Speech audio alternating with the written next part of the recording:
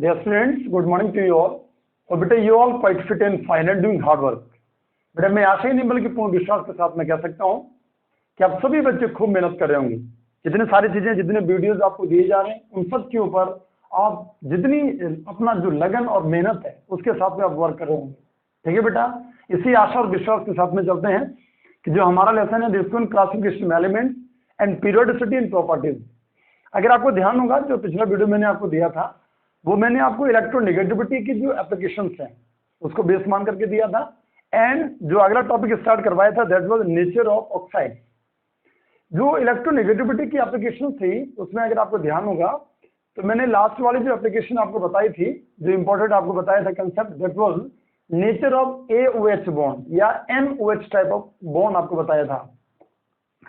अगर आपको याद होगा मैंने कंसेप्ट दिया था कि भाई अगर OH ग्रुप अगर मेटल के साथ में जुड़ता है तो इसके अंदर जो कैरेक्टर बनेगा वो बेसिक बनेगा, और अगर वही OH ग्रुप अगर नॉन मेटल से जुड़ता है तो उसके अंदर एसिडिक कैरेक्टर बनता है। उसके एग्जांपल भी आपको दिए थे। जैसे मान लो NaOH की अगर मैं बात करता हूँ तो मेटल आ गया, OH के साथ में मेटल आ गया, बेसिक कैरेक्टर बना। और अगर मान लो यहीं पे मैं HNO3 अगर मैं बोलता हूँ तो जो OH ग्रुप होगा वो OH ग्रुप नाइट्रोजन के साथ में जुड़ रहा है। दैट्स वाई अगर वो नॉन मेटल से जुड़ रहा है तो उसके अंदर कैरेक्टर कैसा होगा? एसिडिक कैरेक्टर होगा। ठीक है बेटा, यस एंड नो, ये कंसेप्ट मैंने आपको पहले डिफाइन करवाया था। After that I have told you about कि metallic and non metallic character को अगर हम डिफाइन करते हैं। अच्छा, इसमें क्या बताया था कि भाई अगर मान लो इलेक्ट्रोनेगेटिविटी क्या होती है, लो होती है, तो मेटालिक कैरेक्टर होता है। जो ऑक्साइड्स होते हैं उनका नेचर जो होता है, ये जो कंपाउंड बनते हैं उनका नेचर बेसिक होता है। और अगर मान लो इलेक्ट्रोनेगेटिविटी ज्यादा होती है तो जो नेचर बनता है वो नॉन मेटालिक बनता है। और अगर नॉन मेटालिक नेचर बनेगा तो जो ऑक्साइड्स बनेंगे या जो कंपाउंड बनेंगे उनका नेचर कैसा बनता है?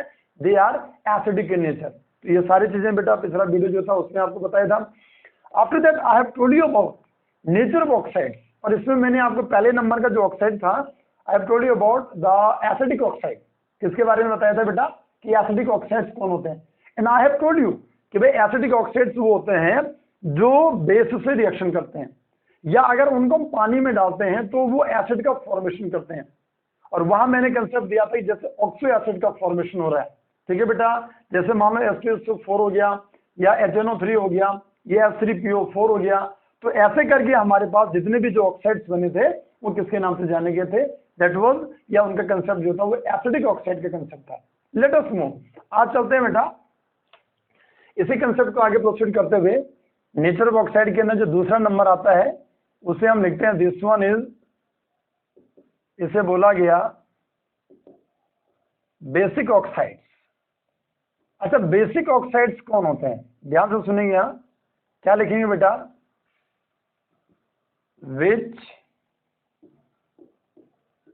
React with acid as well as on dissolving in water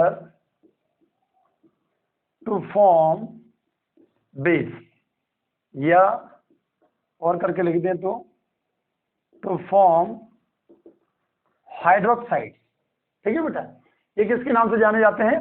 basic oxide के नाम से ही जाने जाते हैं। मतलब बेसिक ऑक्साइड हम किससे बोलेंगे कि जो किससे रिएक्शन कर रहा है? एसिड से रिएक्शन कर रहा है। एक द सेकेंड वन, अगर इनको हम क्या करते हैं? वाटर में डिजोल्व करते हैं, तो वाटर में डिजोल्व करने के बाद ये क्या बनाते हैं? बेस का फॉर्मेशन करते हैं या हाइड्रोक्साइड का फॉर्मेशन करते हैं।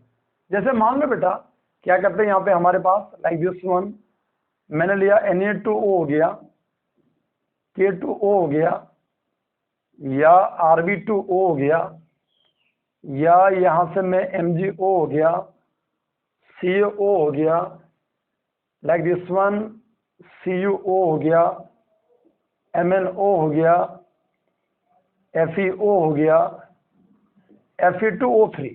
ठीक है बेटा, जितने भी सारे मैंने ये ऑक्साइड्स लिखे हैं बेटा, ये सारे के सारे अपने आप में these all are basic oxides.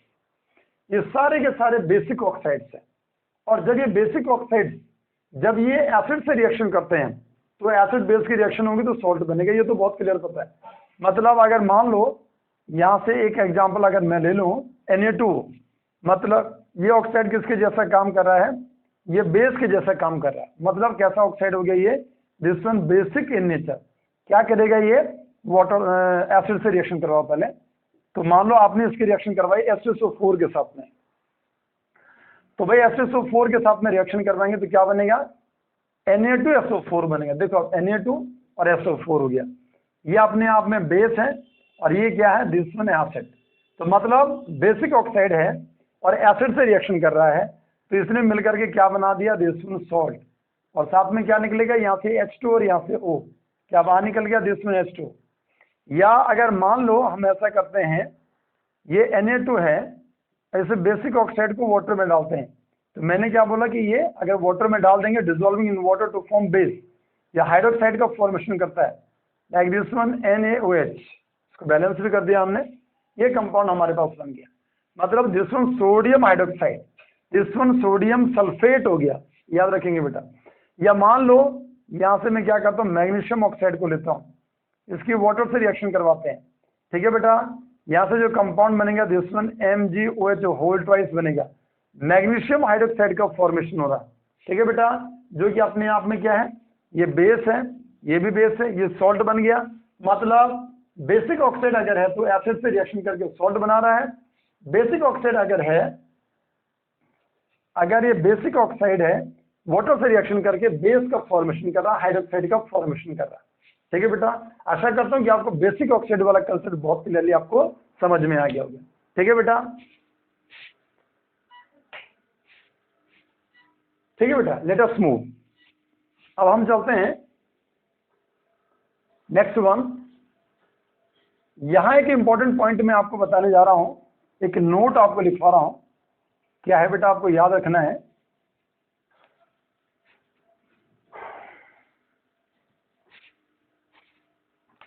एक नोट लिखेंगे हम। क्या लिखेंगे, with increasing the percentage of oxygen, ठीक है, the acidic strength of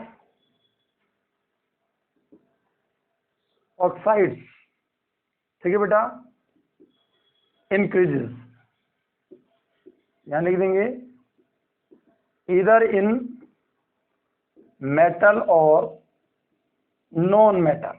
ध्यान से सुनिए, बहुत इंपॉर्टेंट कंसेप्ट आपको बताने जा रहा हूं। बहुत इंपॉर्टेंट कंसेप्ट हमारे पास क्या है कि with increasing the percentage of oxygen the acidic strength of the oxide increases इधर इन मेटल और नॉन मेटल। जैसे जैसे ऑक्सीजन की परसेंट बढ़ेगी, तो चाहे हमारे पास मेटल हो, चाहे हमारे पास नॉन मेटल का ऑक्साइड हो, लेकिन ऑक्सीजन का परसेंट अगर बढ़ने लगे तो उस कंडीशन में जाकर के जो एसिडिक स्ट्रेंथ होती है वो एसिडिक स्ट्रेंथ बढ़ती है। मान लो एग्जांपल की अगर मैं बात करता हूं, यहाँ ध्यान देंगे बेटा। हाँ, हम क्या करते हैं, लाइक दिस वन, हमने क्या किया, यहां लिया लाइक दिस वन N2O3 को लेते हैं, एक लेते हैं N2O4 को लेते हैं, और एक मैंने लिया बेटा N2O5। बहुत क्लियरली आपको ध्यान रखना है। इनमें से अगर आप ऑक्सीजन का परसेंट देखें, या 3 या 4 या 5, या ऑक्सीजन का परसेंट ज्यादा है, इसलिए अगर मान लो मैं आपको बोलूं कि इसका जो एसिडिक स्ट्रेंथ है, ठीक है, क्या बोलेंगे, यहां लिख देंगे ऑर्डर ऑफ एसिडिक स्ट्रेंथ, ठीक है बेटा। एसिडिक स्ट्रेंथ का ऑर्डर लिखो आप, तो सबसे ज्यादा जो एसिडिक स्ट्रेंथ बनेगी वो किसमें बनेगी, N2O5, क्योंकि इसमें ऑक्सीजन का परसेंट ज्यादा है। दैट्स वाई अगर इंक्रीजिंग ऑर्डर में ड्रॉ करेंगे तो ये हमारे पास क्या बनेगा, ऑर्डर बनेगा। बहुत क्लियरली समझ में आ गया बेटा। नाउ अगर मान लो दूसरा एग्जाम्पल यहाँ पे हम लेते हैं, जैसे मान लो हमने लिया लाइक दिस वन SO2 और एक में लिखता हूँ SO3, ठीक है बेटा। तो SO2 और SO3 में आप देखेंगे कि SO3 के अंदर जो परसेंट है ऑक्सीजन का वो ज्यादा है, इसलिए अगर आप यहाँ पे ऑर्डर को ड्रॉ करें तो ऑर्डर में क्या होगा, इसे हम ऐसे लिख देंगे, मतलब SO3 ज्यादा एसिडिक है rather than that of the SO2, क्योंकि इसमें ऑक्सीजन का परसेंट ज्यादा है। या मान लो हम लिखते हैं Cr2O3 और दूसरा लिखते हैं CrO3, ठीक है बेटा। यहाँ 3 ऑक्सीजन है, यहाँ पे 3 ऑक्सीजन, लेकिन यहाँ पे क्रोमियम 2 हो गए, इसलिए अगर रेशो अगर देखें आप तो ऑक्सीजन का रेशो यहाँ ज्यादा है, इसलिए दैट्स व्हाई ऑर्डर क्या बनेगा, ये ज्यादा है एसिडिक, ये कम है एसिडिक।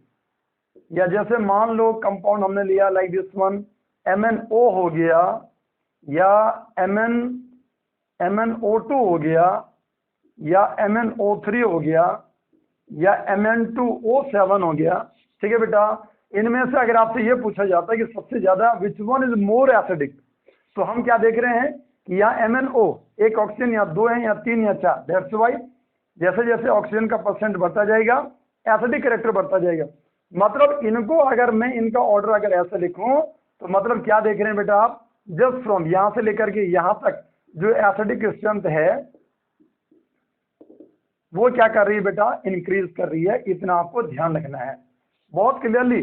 देखो ये ऑर्डर तो अरेंज हमने अपने हिसाब से किया है, इंक्रीजिंग या डिक्रीजिंग हम इससे लिख सकते हैं, कोई दिक्कत नहीं है, लेकिन आपको केवल इतना ध्यान रखना था। क्या ध्यान रखना बेटा आपको कि जैसे जैसे ऑक्सीजन का परसेंट बढ़ेगा, अब जैसे मान लो ये मेटल है Mn मैग्नीज हो गया, तो यहाँ पे हमारे पास ऑक्सीजन का परसेंट बढ़ा तो Mn2O7 इसके अंदर जो कैरेक्टर बनता है, अगर मान लो मैं यहाँ बात करूं, ध्यान देंगे आप, जैसे बेटा हमारे पास एक कंपाउंड में लेता हूं MnO3 और एक कंपाउंड हमने लिया Mn2O7, इसकी रिएक्शन वाटर से करवाएंगे तो यहां से बनेगा H2MnO4 बनेगा बेटा, इसे बोलते हैं मैग्निक एसिड। या अगर मान लो Mn2O7 की वाटर से रिएक्शन करवाते हैं तो HMnO4 बनता है और जिसे बोला जाता है परमैंगनिक एसिड। क्या बोलते हैं बेटा, परमैंगनिक एसिड के नाम से जाना जाएगा। ध्यान देंगे आप, मतलब यहां से MnO हो गया और यहां से अगर आप यहां मूव कर रहे हैं तो यहां आपने क्या तैयार कर दिया बेटा, एसिड का फॉर्मेशन हो रहा, मतलब इसके अंदर एसिडिक कैरेक्टर, इसके अंदर एसिडिक कैरेक्टर। वैसे याद रखेंगे MnO जो है वो अपने आप में बेसिक नेचर का होता है, तो यहां से यहां मूव करते हुए जैसे जैसे ऑक्सीजन का परसेंट बढ़ा, एसिडिक कैरेक्टर का या जो एसिडिक स्ट्रेंथ है वो भी क्या हो रही है, बढ़ रही है। या अगर मान लो यहां मैं आपको बताऊं तो जैसे CrO3 है बेटा, अगर इसकी आप वाटर से रिएक्शन करवा दो तो वाटर से रिएक्शन करवाने के बाद जो कंपाउंड बनता है, बहुत इंपॉर्टेंट कंपाउंड बनता है, this one H2CrO4, which one is called, इसे बोला जाता है, ये क्रोमिक एसिड के नाम से भी जाना जाता है। किसके नाम से भी जाना जाता है, ठीक है बेटा, क्रोमिक एसिड के नाम से भी जाना जाता है। एक्चुअल में ये जो क्रोमिक एसिड है, एक्चुअल में आपको थोड़ा और इसमें ऐड करके बताता हूं, एक्चुअल में होता क्या है, K2Cr2O7, ठीक है बेटा, K2Cr2O7 हो गया और सल्फ्यूरिक एसिड हो गया। इन दोनों का कॉम्बिनेशन जब ये दोनों भी आपस में जुड़ते हैं बेटा तो इसका यूज या ये मिल करके क्या बना लेता है, क्रोमिक एसिड। ये भी मिल करके, मतलब हम ऐसा लिखेंगे, ये भी मिल करके क्या बना रहा है, क्रोमिक एसिड बना रहा है। And chromic acid is H2CrO4, और H2CrO4 जो है, अगर मैं आपको इसका यूज बताऊं, केमिस्ट्री लैब के अंदर जितनी भी प्रैक्टिकल केमिस्ट्री के अंदर वॉल्यूमेट्रिक एनालिसिस होती है, आगे जाकर के टाइट्रेशन वाला कंसेप्ट आता है, तो वहां पे जो ब्यूरेट हो गया, पिपेट हो गया, इनको वॉश करने के लिए याद रखेंगे उसका किसका यूज किया जाता है बेटा, दिस वन क्रोमिक एसिड, मतलब K2Cr2O7 और साथ में क्या लिया हमने, H2SO4। इन दोनों का जो कॉम्बिनेशन है ये मिलकर के क्या बनाता है, क्रोमिक एसिड। ये यहां अगर मान लो हमने क्या किया, CrO3 लिया, क्रोमियम ट्राइऑक्साइड हमने लिया, अगर इसको वाटर के साथ में अगर आप इसे डाल देते हैं तो ये मिलकर के क्या बनाता है, दिस वन क्रोमिक एसिड का फॉर्मेशन करता है। आशा करता हूं कि आपको ये समझ में आया, मेन पॉइंट जो था वो समझ में आ गया। परसेंटेज बढ़ेगा ऑक्सीजन का तो एसिडिक स्ट्रेंथ भी ऑक्साइड की बढ़ेगी। Let us go.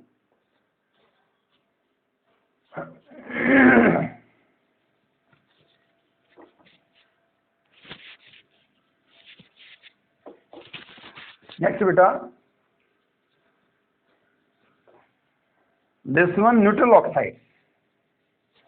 Now the third one, तीसरा कंसेप्ट जो बनेगा,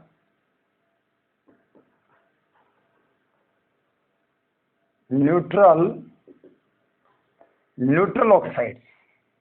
क्या लिखेंगे बेटा, which does not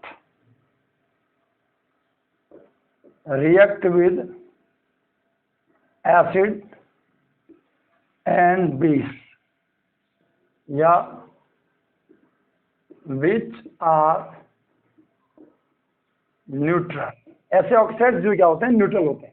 ठीक है बेटा, ना एसिड ना बेस किससे भी क्या नहीं कर रहे हैं, रिएक्शन नहीं कर रहे हैं, या जिनके अंदर टेंडेंसी एसिड और बेस को फॉर्म करने की भी नहीं है। जैसे मान लो यहाँ हमारे पास एक कंपाउंड आता है N2O या NO, और यहाँ लिखते हैं जिसमें CO। इसे मैंने एक की बना रखी है, इसे मैं लिखता हूँ दिस वन नैन्सी, ऐसे याद करके, ऐसे करके आप याद करो। मतलब N, दिस वन N2O, दूसरा NO, this one CO, C, this one carbon monoxide. Actual में ये जो कंपाउंड बेटा हमारे पास है, याद रखेंगे नाइट्रस ऑक्साइड। अगर आपको याद होगा, इसे एक नाम और भी देते हैं, लाफिंग गैस का नाम अगर आपने सुना, दिस वन नाइट्रस ऑक्साइड। ये जो कंपाउंड है बेटा, this one is nitric oxide and this one is carbon monoxide.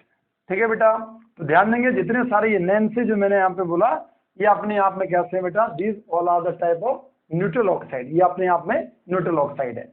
इसके बाद चलते हैं, अगला कंसेप्ट आता है 4th नंबर का कंसेप्ट, अगर मैं यहाँ पे लिख रहा हूं दिस वन एम्फोटेरिक, और ये कई बार मैं आपको बता चुका हूं,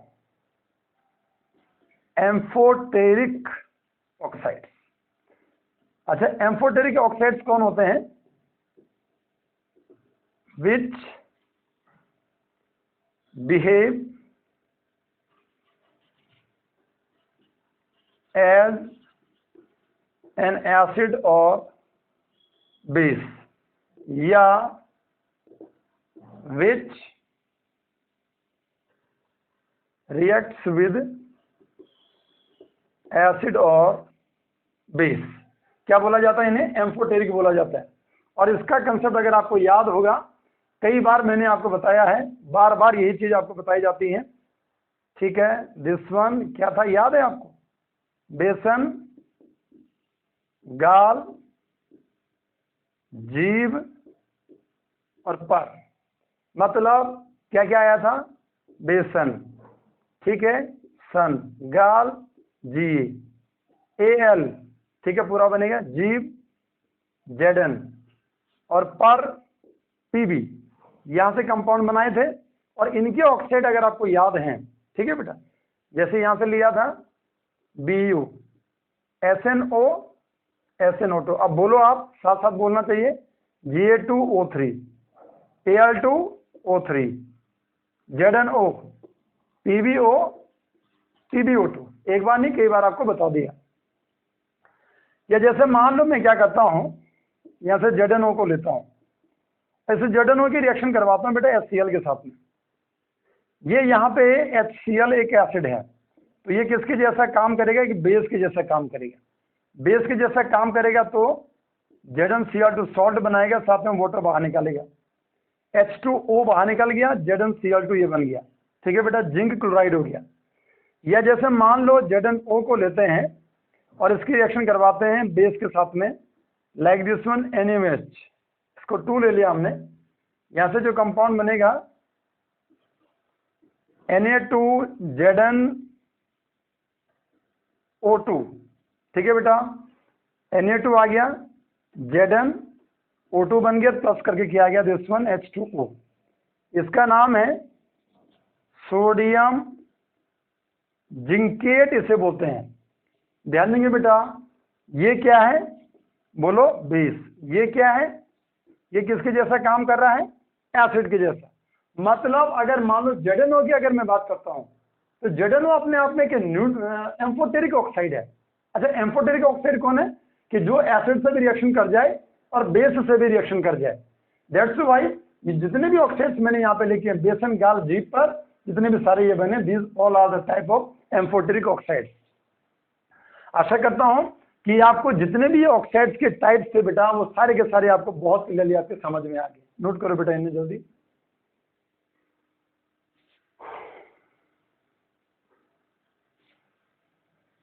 ठीक है बेटा। अब बेटा मेरे पास कुछ इंपॉर्टेंट पॉइंट हैं। आज ये लेसन आपका कंप्लीट हो रहा है, ध्यान देंगे आप। कल से नया जो लेक्चर होगा वो स्टार्ट करवाएंगे, नया लेसन वाला, chemical bonding and molecular structure. ठीक है बेटा। अब यहाँ पे कुछ इंपॉर्टेंट पॉइंट्स हैं, वो मैं लिखवा रहा हूँ और वो आपको ध्यान देना है। जैसे कि नोट यहाँ बना दो,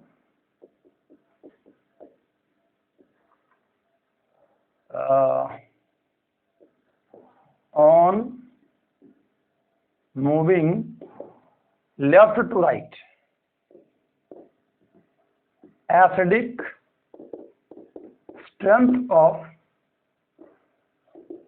ऑक्साइड्स इंक्रीजेस। ध्यान देंगे, यहाँ लेफ्ट टू राइट मूव करते हुए जो एसिडिक स्ट्रेंथ होती है वो क्या करती है, इंक्रीज करती है। पहले भी कंसेप्ट करवाया था, थोड़ा इसमें इंक्लूड कर देता हूं। जैसे आ गया लिथियम ऑक्साइड हो गया, बेरिलियम हो गया, बोरोन ऑक्साइड हो गया, कार्बन का ऑक्साइड हो गया, और यहां से N2O5। ठीक है बेटा, ध्यान देंगे। मतलब अगर आप यहां ध्यान देंगे कि ये वाला जो कंपाउंड बना मेटल का ऑक्साइड है, इसलिए इसका नेचर कैसा होगा, दिस वन बेसिक। अभी आपको बताया था BeO कैसा है बेटा, दिस वन एम्फोटेरिक। और यहां से लेकर के और यहां तक क्या लिखेंगे बेटा, एसिडिक स्ट्रेंथ, और वो क्या होगी, इंक्रीज करेगी। अगर B2O3 और N2O5 अगर देखें तो सबसे ज्यादा एसिडिक स्ट्रेंथ किसमें बनेगी, N2O5 में बनेगी। ठीक है बेटा। या अगर मान लो दूसरा कंपाउंड में लेता हूं, like this one Na2O, MgO, Al2O3, SiO2, P2O5, यहां से SO3, यहां से Cl2O7।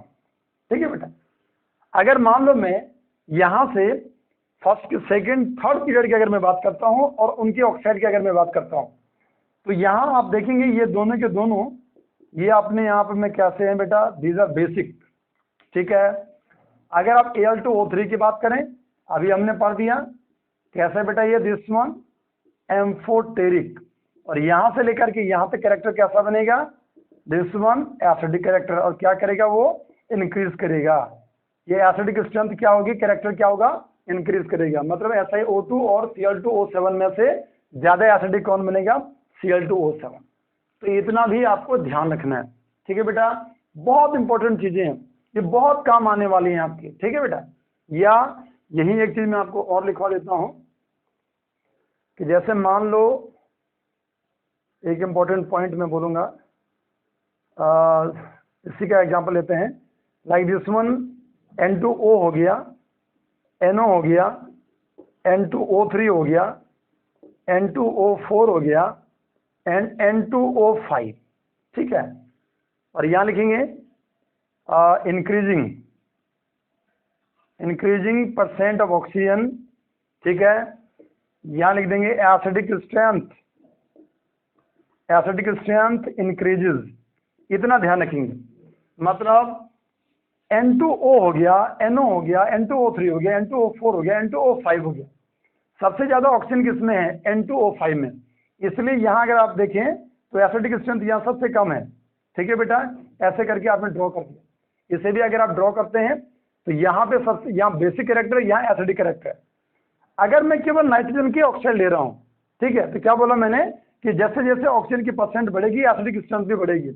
और अगर आप देखें आप तो Na2O और NO, अभी आपने इनको एक नाम दिया था कि ये अपने आप में कैसे हैं बेटा, दीज आर न्यूट्रल। ये अपने आप में कैसे ऑक्साइड है बेटा, न्यूट्रल ऑक्साइड है। और यहां से लेकर के यहां तक जो एसिडिक स्ट्रेंथ है, एसिडिक स्ट्रेंथ क्या करती है बेटा, इंक्रीज करती है। इतना आपको ध्यान रखना। मतलब N2O3 और दूसरा N2O5, अगर इन दोनों को कंपेयर करें तो ज्यादा कौन हो गया, जिसमें N2O5। तो भाई ये भी आपको ध्यान रखना है क्या क्या इंपॉर्टेंट पॉइंट्स बन रहे हैं। ठीक है बेटा, लेट अस मूव। अब चलते हैं, एक और भी इंपॉर्टेंट कंसेप्ट क्या बनता है, एक नोट और लिखवाता हूं कि जैसे जैसे हम ये बोलेंगे कि कोई भी मेटल है या नॉन मेटल है, ठीक है बेटा, उनकी ऑक्सीडेशन स्टेट बढ़ती है उनकी ऑक्साइड के अंदर, तो उनके अंदर जो एसिडिक कैरेक्टर है वो भी बढ़ता है। नोट क्या है बेटा, with increasing the oxidation state of metal और नॉन मेटल, ठीक है बेटा, ये metal and non metal, the acidic strength generally increases. इसका एग्जांपल मैं आपको दे रहा हूं, जैसे मान लो मैंने कंपाउंड लिया दिस वन MnO, यहां से कंपाउंड लिया Mn3O4, यहां से कंपाउंड ले लिया Mn2O3, यहां से लेते हैं MnO2, यहां से ले लो MnO3 या Mn2O7। यहां जिसका भी ऑक्सीडेशन नंबर निकालना है बेटा उसे X लिखते हैं। जैसे MnO का ऑक्सीडेशन नंबर निकालना है तो इसे X लेंगे, प्लस करेंगे, ऑक्सीजन के ऊपर -2 का चार्ज होता है बराबर 0, न्यूट्रल है ये, इसलिए X बराबर कितना आएगा, +2 आएगा, यहाँ +2 आएगा, यहाँ कितना 4 दूना 8 और मतलब ये आएगा +8/3 आएगा, यहाँ आएगा 3 दूना 6 2 3 6, मतलब कितना हो गया +3, यहाँ +4 आएगा, यहाँ +6 आएगा, यहाँ +7 आएगा, 7 दूना 14 2 से 14। ठीक है बेटा, ध्यान देंगे आप कंसेप्ट को। हाँ समझो आप, हाँ क्या बोला जा रहा है कि अगर हम यहां से क्या कर रहे हैं, यहां से आगे मूव कर रहे हैं जस्ट फ्रॉम हियर, तो हम क्या देख रहे हैं कि oxidation state of metal, metal का ऑक्सीडेशन स्टेट क्या हो रहा है, बढ़ रहा है, इंक्रीजेस। दैट्स वाई जो एसिडिक स्ट्रेंथ होगी वो भी क्या करेगी बेटा, इंक्रीज करेगी। और इसका कंसेप्ट क्या है कि अगर इस कंपाउंड की अगर मैं बात करता हूं तो ये अपने आप में बेसिक नेचर का होता है, और यहां से लेकर के इनकी अगर मैं बात करता हूं तो ये अपने आप में बेटा एम्फोटेरिक होते हैं, और इनकी अगर मैं बात करूं तो ये अपने आप में कैसे होते हैं बेटा, दीज आर एसिडिक नेचर। कैसे नेचर वाले बन गए बेटा, ये एसिडिक नेचर के बन गए। या यहां भी लिख दो आप, कोई दिक्कत थोड़ी है। जैसे मान लो आपने अभी ये लिखा था N2O हो गया, NO हो गया, N2O3 हो गया, N2O4 हो गया, N2O5 हो गया। अगर आप ऑक्सीडेशन नंबर निकालेंगे बेटा, +5 आएगा, 4 दूना 8, ठीक है, और 2 +4 आएगा, 3 दूना 6 2 3, +3 आएगा, +2 आएगा, +1 आएगा। अब ये हमारे पास नॉन मेटल का ऑक्साइड है। यहाँ से यहाँ जाते हुए हमने बोला ऑक्सीजन का परसेंट बढ़ रहा है, और हम ये भी बोल रहे हैं कि किसी जो नॉन मेटल है उसमें ऑक्सीडेशन स्टेट भी क्या हो रही है, बढ़ रही है। इसलिए हमने क्या बोला कि भाई ऑक्सीडेशन स्टेट क्या हो रही है, इंक्रीज कर रही है। ठीक है बेटा, इंक्रीजेस। ठीक है, फिर क्या बोला हमने, ऑफ नॉन मेटल, ठीक है, oxidation state of non metal ऐसा लिख देंगे, इंक्रीजेस। ठीक है बेटा, फिर क्या लिख देंगे, एसिडिक स्ट्रेंथ ऑल्सो इंक्रीजेस। तो ऐसे करके आपने इसे ड्रॉ कर दिया। बस छोटी छोटी बातें हैं लेकिन बहुत काम की बातें हैं। ठीक है बेटा, यही चीजें आपको कंपटीशन लेवल पे जहां ऐसे क्वेश्चंस बनते हैं वहां आपको समझने के लिए कोई दिक्कत नहीं होगी, अगर आप ये बेसिक चीजें जो मैं आपको बता रहा हूं वो अगर आप बहुत क्लियरली इनको समझ लें। ठीक है बेटा, लेट अस मूव, चलते हैं। अब इसके बाद बेटा कुछ और मेरे पास क्वेश्चंस हैं और वहां स्टार्ट करते हैं। ठीक है बेटा,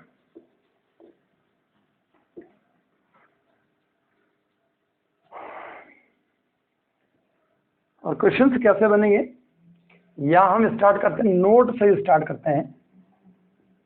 क्या नोट है, इलेक्ट्रोनेगेटिविटी अगर इंक्रीज करेगी so that acidic strength of oxides and oxo acids increases. इतना आपको ध्यान रखना है। क्या बोला गया कि अगर इलेक्ट्रोनेगेटिविटी क्या करती है बेटा, इंक्रीज करती है, तो एसिडिक स्ट्रेंथ चाहे वो ऑक्साइड होगा चाहे वो ऑक्सो एसिड होगा, उसकी एसिडिक स्ट्रेंथ क्या करेगी, इंक्रीज करेगी। तो बहुत सारे यहाँ पे एग्जाम्पल बनते हैं जिनको 1 बाय 1 मैं यहाँ लिखता हूं। जैसे मान लो हमने लिखा लाइक दिस वन, ऐसा करो HNO3 हो गया या H2CO3 या H3BO3, ठीक है बेटा। या जैसे मान लो H2SO3, H2SCO3, H2TeO3 या H3PO4, H3ASO4, फॉस्फोरस, आर्सेनिक और एंटीमनी, H3SbO4 या क्या लिखा हमने, एसिड और ऑक्साइड के अंदर क्या इलेक्ट्रोनेगेटिविटी बढ़ती है। जैसे मान लो हम ऐसा करते हैं N2O5 हो गया, नाइट्रोजन के बाद फॉस्फोरस, नाइट्रोजन फॉस्फोरस के बाद आर्सेनिक, ठीक है, या N2O3 हो गया, P2O3 हो गया, AS2O3 हो गया या Sb2O3 हो गया, या जैसे मान लो HOF हो गया, HOCl हो गया, HOI हो गया, या जैसे HClO4 हो गया, HBrO4 हो गया, HiO4 हो गया, ठीक है बेटा। ये बन गया हमारे पास। कुछ और भी बच रहा है, जैसे सल्फर, सल्फर वाला बन सकता है। एक और बनाए, मतलब SO3, सल्फर और selenium, SeO3, oxygen, sulphur, selenium, tellurium, ऐसे करके ड्रॉ कर दो, ठीक है बेटा। आप समझिए, इतने मैंने क्या किया यहाँ पे, ये ऑक्साइड भी बना दिए और ऑक्सो एसिड भी बना दिए। जैसे ये ऑक्सो एसिड आपको दिख रहे हैं, दीज आर ऑक्सो एसिड। या जैसे मान लो ये ऑक्सो एसिड है, ठीक है बेटा, दीज आर ऑक्सो एसिड। और दूसरे ये ऑक्साइड्स होगी। तो क्या बोला गया कि जैसे जैसे इलेक्ट्रोनेगेटिविटी बढ़ेगी वैसे वैसे एसिडिक स्ट्रेंथ भी बढ़ेगी। तो ध्यान देंगे, नाइट्रोजन की इलेक्ट्रोनेगेटिविटी कार्बन से ज्यादा है, कार्बन की बोरोन से ज्यादा है, इसलिए ये ऑर्डर बनेगा, ये ज्यादा एसिडिक और ये वाले कम एसिडिक। मतलब मैं ऐसे करके ड्रॉ कर रहा हूं, यहाँ क्या लिख रहा हूं, एसिडिक स्ट्रेंथ, ठीक है बेटा। एसिडिक स्ट्रेंथ को क्या लिखूंगा, यहाँ से लेकर के यहाँ तक ये डिक्रीज हो रही है, यहाँ ज्यादा है। या सल्फर, सेलेनियम, टेलोरियम, यहाँ इलेक्ट्रोनेगेटिविटी क्या ज्यादा है, दैट्स व्हाई ये ऑर्डर बनेगा। ये फॉस्फोरस की ज्यादा है आर्सेनिक से, देन एंटीमनी। यहाँ ऐसे बनेगा, नाइट्रोजन, फॉस्फोरस, नाइट्रोजन की ज्यादा है, यहाँ क्या है, नाइट्रोजन की ज्यादा है, ये पेंटा ऑक्साइड बनाया और ये क्या बनाया, ट्राई ऑक्साइड बनाया बेटा, ठीक है। या HOF, क्लोरीन की इलेक्ट्रोनेगेटिविटी ज्यादा है, ध्यान देंगे आप, यहाँ क्लोरीन की उससे कम, ब्रोमीन की और कम। HCl में Cl की ज्यादा है, देन Br, और ये ऐसे करके। या सल्फर की ज्यादा इलेक्ट्रोनेगेटिविटी है और फिर हमारे पास ये ऑर्डर बन जाएगा। समझ रहे हैं बेटा आप, yes and no, these are very very most important concept. करो, इन्हें नोट करो बेटा। आशा करता हूँ ये बहुत समझ में आ रहे होंगे आपको, ठीक है। इलेक्ट्रोनेगेटिविटी बढ़ने के साथ में ऑक्साइड और जो ऑक्सो एसिड है उनके अंदर एसिडिक कैरेक्टर भी बढ़ा है। करो, नोट करो।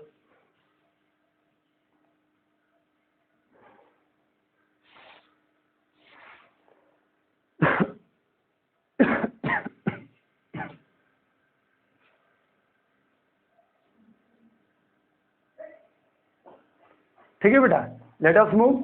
एक और नोट आएगा और हम यहाँ लिखेंगे, एक नोट और लिखते हैं, और ये हमारा इस लेक्चर जो ये टॉपिक है इसका लास्ट पॉइंट भी बनता है बेटा। इसके साथ ही हमारा जो लेसन है वो कंप्लीट हो जाएगा। तो अब हम क्या करते हैं, एक नोट और बनता है और वो लिखेंगे बेटा कि acidic strength increases with increasing oxidation state, है ना। एसिडिक स्ट्रेंथ डायरेक्टली किसके बना, ऑक्सीडेशन स्टेट के बन गया। इतना आपको ध्यान रखना है। जैसे मान लो पहले वाला पार्ट में आपको देता हूं एग्जाम्पल, अगर लिखें HClO4 HClO3 HClO2 HClO, या जैसे मान लो HNO3 HNO2, या जैसे मान लो दिस वन H2SO3 4 लिख दो पहले, चलो अब फिर लिख देंगे H2SO3, या चौथा पॉइंट अगर आप लिखें like this one H3PO2 H3PO3 H3PO4, या जैसे मान लो आपने क्या लिखा like this one SO2 SO3 पहले लिख देते हैं और SO2, या यहाँ लिखेंगे 6 लाइक दिस वन N2O3 लिख दिया, N2O5 पहले लिख दो और O3, ये ऐसे करके लिख दिया। अब समझो आप, हाँ जैसे मान लो यही एग्जांपल है बेटा हमारे पास, यहाँ Cl आएगा प्लस का 7 आएगा, 4 दूना 8 और हाइड्रोजन प्लस का 1 होता है। हाइड्रोजन प्लस का 1 है, हाइड्रोजन के ऊपर जो चार्ज हम लेते हैं प्लस का 1 और ऑक्सीजन माइनस का 2, इसलिए 4 2 जा 8 यहाँ नेगेटिव उधर जाएगा, पॉजिटिव में से 1 चला गया, कितना प्लस का 7, यहाँ प्लस का कितना आएगा 3 दूना 6, मतलब कितना आएगा प्लस का 5, यहाँ कितना आएगा प्लस का 3, 2 दूना 4, ठीक है, यहाँ कितना आएगा प्लस का 1, यहाँ देखिए आप 3 दूना 6 में से 1 गया प्लस का 5, यहाँ 2 दूना 4 में से 1 गया प्लस का 3, यहाँ कितना होगा सल्फर प्लस के 6 में हो गया, 3 दूना 6, 6 में से 2 गया प्लस का 4 हो गया, ठीक है, यहाँ कितना हो गया बेटा 2 दूना 4 और 4 में से आपका 3 चला गया प्लस का 1 हो गया, 3 दूना 6, 6 में से 3 गया 3 हो गया, 4 दूना 8, 8 में से 3 गया प्लस का 5 हो गया, प्लस का 6 हो गया प्लस का 4 हो गया, प्लस का 5 हो गया, 3 दूना 6, 2 3 6 प्लस का 3 हो गया।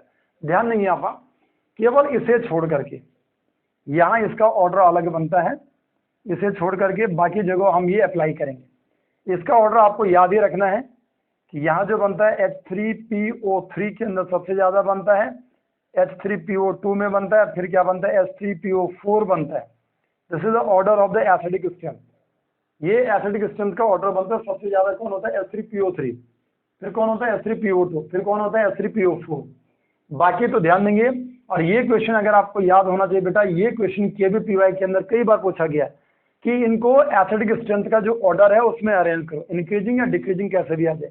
सबसे ज्यादा मतलब जहां ऑक्सीडेशन स्टेट सबसे ज्यादा है वही एसिडिक स्ट्रेंथ सबसे ज्यादा। दैट्स व्हाई ये बनेगा, फिर ये बनेगा, फिर ये बनेगा। +5 + 3 कौन बनेगा +5 वाला, +6 + 4 कौन बनेगा +6 वाला, ये वाला तो आपको बता दिया। +6 + 4 कौन ज्यादा एसिडिक SO3, +5 + 3 कौन बनेगा ज्यादा एसिडिक +5 वाला। तो ये था बेटा हमारे पास जो आज का मेरे पास जो वीडियो लेक्चर था बेटा। और इस लेसन के अंदर जितनी सारी चीजें थी, जो बेसिक चीजें थी जो एग्जाम में आने वाली हैं, कंपटीशन एग्जाम की बात करें या स्कूलिंग एग्जाम की बात करें, मैंने कोशिश की है कि आपको बहुत तरीके से बहुत सारी चीजें आपको बताई जाएं, एक एक चीजें जो है आपको बहुत मजेदार ढंग से डिफाइन करवाई जाएं और सारी चीजें आप जिससे इजीली समझ जाएं। ठीक है बेटा, आशा करता हूं कि आपको ये पूरा लेसन बहुत क्लियरली समझ में आया होगा। If there is any problem, अगर किसी बच्चे को कोई प्रॉब्लम है तो you can ask me, WhatsApp number आपके पास है। सेकंड वन, अगर आपको क्या कहते हैं कि प्रॉब्लम आ रही है तो आप जो वीडियोज हैं इनको बार बार देखो। आप वीडियोज देखने के बाद आपका जो रिपीटेशन बनेगा, जो सब्जेक्ट के ऊपर, जो टॉपिक के ऊपर आपकी कमांड होगी वो बहुत ज्यादा होगी इन दैट कंडीशन। ठीक है, हम कई बार क्या करते हैं कि हम अपने आप काम वर्क नहीं करते हैं और हम ऐसे बोलते थे मुझे समझ में नहीं आया। ये कब है, बार बार देखो। And if you have any doubt you can ask मी, आप मुझे कॉल करो, फोन करो, बेटा नंबर आपके पास है। सेकंड वन, व्हाट्सएप नंबर आपके पास है, मैसेज करो आप। ठीक है बेटा, so it's enough for today. कल से जो नया लेसन है उसके ऊपर वर्क करें। ठीक है बेटा, थैंक्स बेटा एंड गॉड ब्लेस यू।